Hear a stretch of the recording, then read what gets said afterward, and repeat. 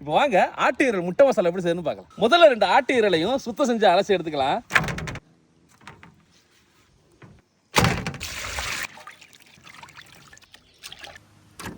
இப்போ பல்குச்சியால ஈரலை மேரினேட் பண்ணிக்கலாம்.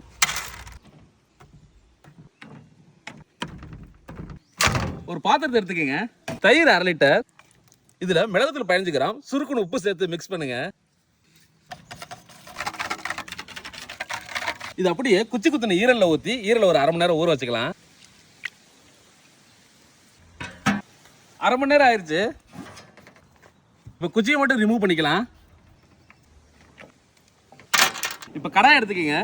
தயிரில் ஊற வச்ச ஈரலை அப்படியே போட்டுக்கங்க. இதில் பட்டை, கிராம்பு, ஏலக்காய் 4 துண்டு, இஞ்சி பூண்டு பேஸ்ட் 50 கிராம், மஞ்சத்தூள் 10 கிராம், கடைசியாக தேவையான உப்பு தண்ணியை சேர்த்து ஈரலை நல்லா வேக வச்சுக்கலாம்.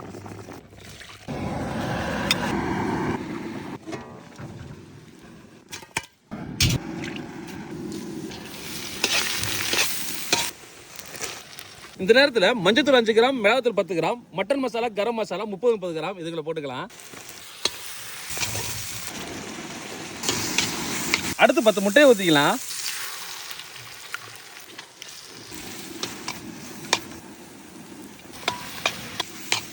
அவ்வளோதான், சுவையான ஆட்டு ஈரல் முட்டை மசாலா ரெடி.